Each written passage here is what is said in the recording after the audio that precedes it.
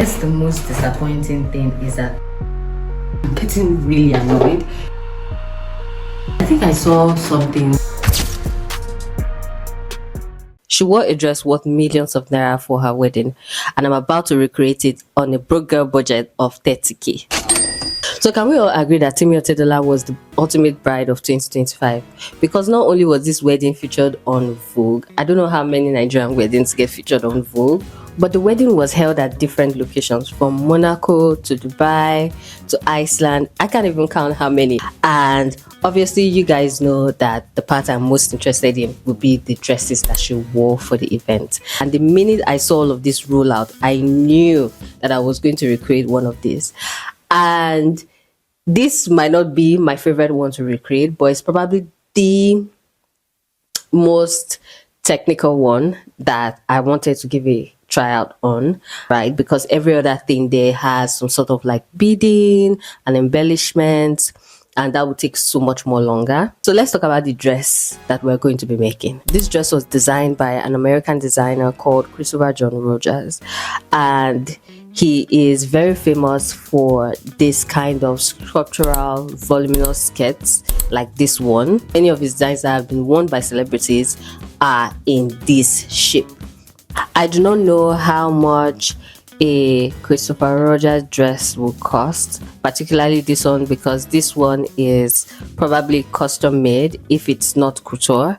I think that my biggest challenge right now going into this is the fact that I don't have a mannequin, because there's a lot of structural draping on this dress, as you can see, that would be easier with working on with a mannequin.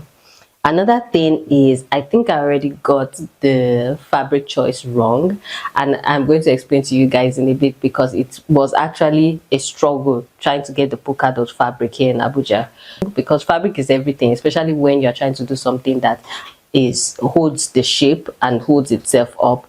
The fabric choice is everything, and I think I already got that wrong, but I think I have a solution for that. So let's go over to the plan.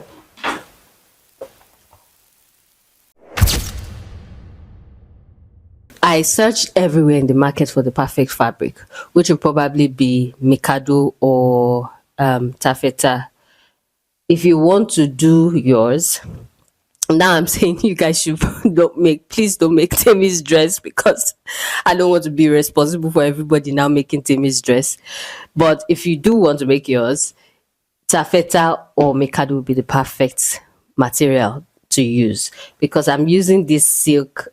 It's kind of like a silk material, and it's very lightweight and it's very fluid, and it's not the right material for this style, because this style is it has a lot of structure. So I'm thinking that I might be able to save this by using interfacing, the right interface. So I have a bunch of interfacing here that I'm going to be trying out and testing out, which would help get that shape the best. And the interesting thing about this CJR piece is the pockets. The pockets are like, you can't really see them, but they're like inseam pockets, and as you can see, the pockets don't make the dress collapse. So I really don't know how I'm going to approach this, but you can see that the pockets, when she put her hands in from the video, the dress does not collapse, it still holds the shape. So that's definitely going to be a challenge. So before we go into putting all these components into a dress using the actual fabric, we are first going to do a test, because we don't want to cut off the fabric and realize that we've done it all wrong. I had this fabric left over from when I made curtains for my house, so this is what we're going to be using to make the prototype. I might not be a pattern guru, but I have a very good sense of taking a look at a dress and then figuring out the shape in which it was cut. And so that's just what I'm going to do for this dress. I have drawn out what I think that the presumed shape of the pattern should look like, and I'm going to be testing it in this prototype. There are no rules here, we're just winging it to get it. The first thing obviously is to iron the fabric and make everything as smooth as possible. So to make the prototype, let's pretend we are making this dress for a doll, like a Barbie doll. If you are going to make a Temi dress for yourself, just know that you are going to have to get used to drawing out this shape, which is like the shape of a wine glass. Or how I wish that the material that we're using to make this prototype is the exact same material in the polka dot print, because this fabric just behaves like what you want to use. Cut out more wine glasses for yourself, 1 piece for the front and 2 pieces for the back. I have been trying to make the gathers for the sample for the test since, and it keeps cutting up. Like if you can see really clearly, you see that I've sewn these gathers almost 4 times now, and I'm getting really annoyed because it keeps cutting up. I don't know what's wrong with my stitching. My machine is not just agreeing with me today, so I'm really trying. I think I might have to do it again, or I think I might just have to make it into small pleats. This is working. This is working. Oh, I think there must be something wrong with my machine side. Or maybe I could use multiple stitches. Machine that I could use. So I have successfully sewn all the gathers, and this is what it's looking like. As you can see, I also added cute little pockets because the dress has insane pockets, like I already said. I think I saw something, a picture that kind of shows why it's important to sew like multiple lines. Like when you just sew one line for your gathers, like it doesn't come out as buff and as full. Like this one was one line, one stitch for the gathers, and you can see how different this gathers is compared to this one. I'm a little bit worried at this point that we might not get the shape we're looking for, but we just have to complete it to find out. We don't have a mannequin, so we have to complete the sample to find out. So in the next step, you're going to sew all your pieces together. Now is probably a good time for me to be honest with you. My goal for 2025 was to hit 500 subscribers, and I most certainly cannot do it without you. If you got into this point of this video, that means you enjoyed this video and you should probably subscribe. We're currently at 280 plus subscribers, and I know that I might not hit my goal by the end of the year anymore, but just one of you that clicks that subscribe button really means a lot for me. Thank you so much. I guess we got the pattern right, and the pockets are there. Like I wish I had a mini mannequin to put this on. Judging by how this one just, immediately took the shape, even without any interfacing, I'm thinking that we might not need to interface it as hard as I had thought earlier. So let's get to it.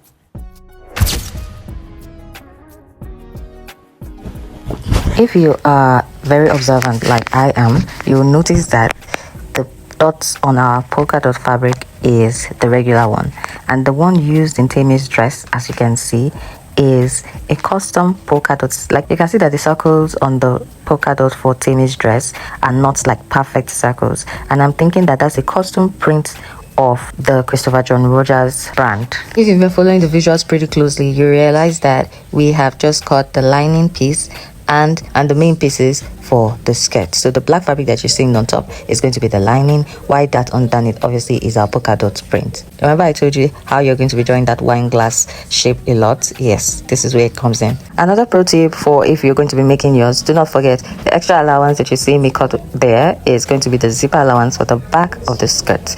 I think the easiest thing about this design is the top section, because all you need to do honestly is to cut one long rectangular piece of fabric for the back and 2 pieces of rectangular fabric for the front.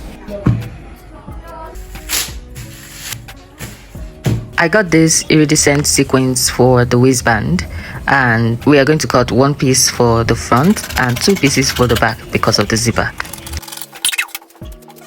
So this long piece is going to be for the front and is looking a little scanty, so I'm thinking I could pull sequins from another panel and just sew them onto this one to make it fuller. I spent almost 4 or 5 hours trying to hand sew this sequin disc onto this panel. Like, it's crazy. I spent so long doing this, but let me put it side by side so you see if there's any difference. Tell me if there's any difference.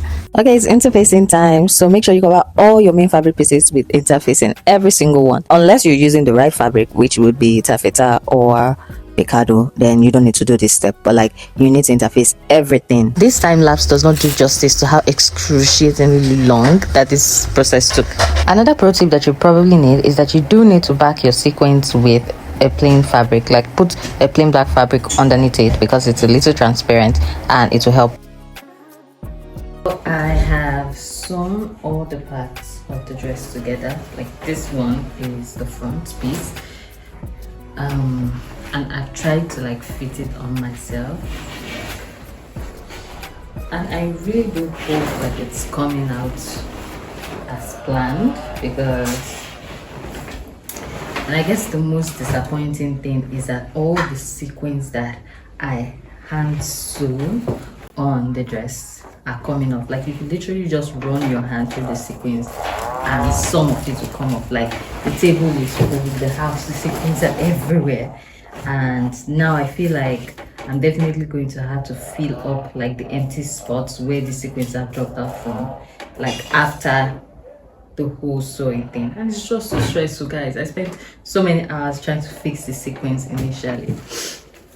Well, I think if you're going to do yours, the best thing would be to use the invisible thread. There is this invisible thread that is used specifically for sewing sequins, attaching sequins to net, to tulle. So that would be better than using regular thread, because everything I did is just like coming off. Like look at the table, you guys. I think I'll go ahead and fix the zipper at the back. The sequins, the attaching of the sequins to the dress is going to be the last thing this time around, because I'm not going to risk them falling off again. I spent so many hours fixing the sequins the first time. Now I have to do it again. But not to worry. So I will go and fix the zipper for the back, and also not forget about the slit, because there's a slit at the hem, towards the hem of the back. So, and then I'll join together and our dress will be ready. So I have fixed the zipper and I was able to fix it as a closed zipper.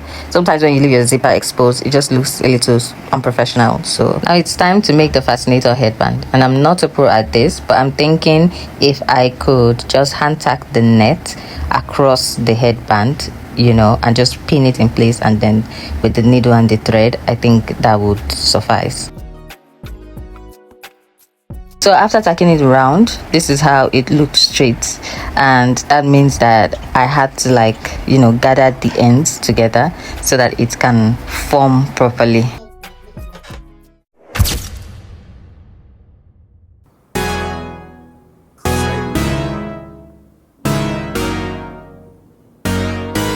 Yeah.